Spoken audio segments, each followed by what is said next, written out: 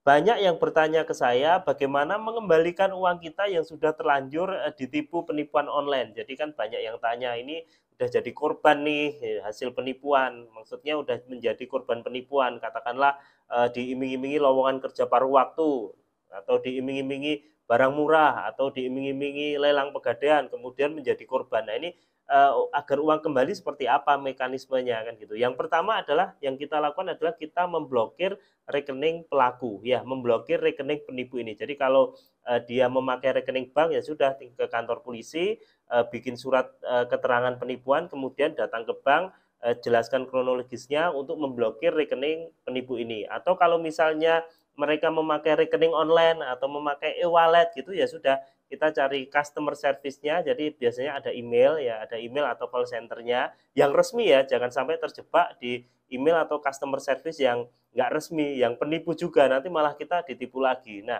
kemudian kita sertakan surat laporan kepolisian beserta bukti-bukti transfernya, kemudian kita lampirkan untuk memblokir rekening si penipu ini. Nah, tujuannya apa? Biar uang ini tidak kemana-mana dulu ya, biar uang yang mengendap di penipuan ini tidak kemana-mana dulu.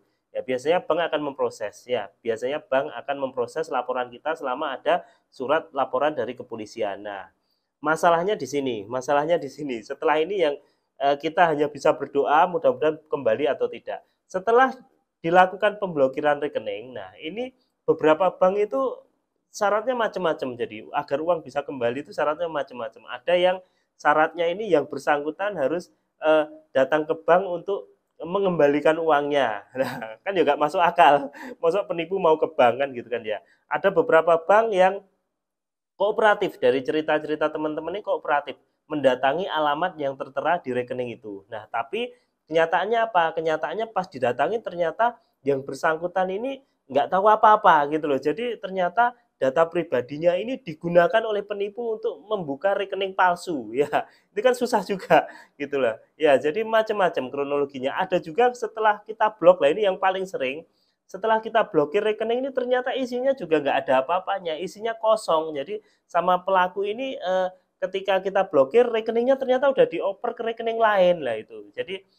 itu yang terjadi selama ini. Makanya langkah kalau udah ketipu gimana? Paling aman blokir rekening dulu, blokir rekening dulu. Selanjutnya ikut mekanisme bank, ikut mekanisme banknya seperti apa. Masing-masing bank itu SOP-nya beda-beda. Kita nggak bisa general. Oh, bank ini gini, bank ini gini, nggak bisa. Jadi blokir kemudian konsultasi sama pihak bank terus, atau kalau lewat e-wallet ya pihak e-wallet itu, atau kalau pakai bank online ya komunikasi terus pakai bank online itu dan terus di follow up agar nanti ada hasilnya lah. Terus gimana itu, apakah kalau ngelapor lewat misalnya cek rekening ID itu uang bisa kembali lah? Ini sejauh ini teman-teman yang ini ada ya, jadi kalau kita ketipu kita juga bisa lapor di cekrekening.id. Nah, ini ada form laporannya, tapi saya masih belum pernah atau belum pernah ada teman-teman ini yang kelanjutannya seperti apa. Jadi cuman ketika kita lapor, jadi nomor rekening nanti, nomor rekening yang kita laporkan, nomor rekening penipu ini ketika kita cek maka terindikasi penipuan gitu aja. Tapi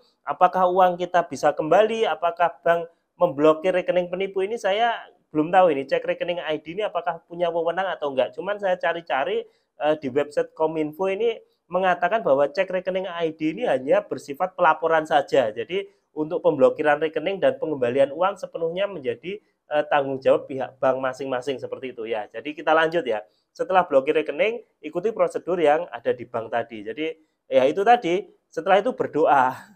Berdoa ya, berdoa. Karena banyak kasus yang kalau nggak viral, ya nggak diusut sampai tuntas kan repot kan gitu. Makanya ada yang ngomong no viral no justice kan gitu. Jadi ya itu tadi, kita bekukan, paling nggak kalaupun uangnya ini belum digunakan, penipu nggak bisa ngambil, paling nggak itulah. Nah, untuk mengolor-ngolor itu kasih triknya. Jadi ketika misalnya kita sudah merasa tertipu gitu, misalnya kita sudah merasa tertipu, contoh kita ada kerja paruh waktu gitu, terus kemudian kita kena penipuan kerja paruh waktu, jadi olor-olor aja.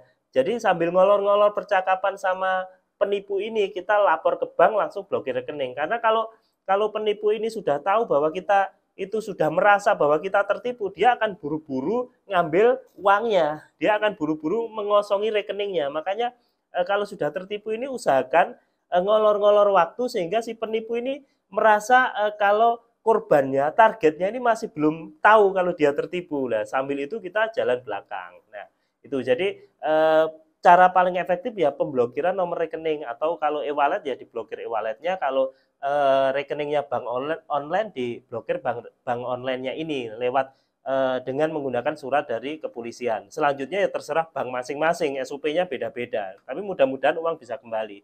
Ya itu tadi kendalanya bisa jadi uangnya sudah nol, ya saldonya sudah habis, ya sudah dikuras duluan, atau bisa jadi pemilik rekening ini ternyata nggak tahu apa-apa, datanya disalahgunakan gitu kan. Sekarang banyak banget bahkan jual beli rekening di online itu udah banyak banget kita ketemui jual beli rekening ini nggak tahu bikinnya kayak apa.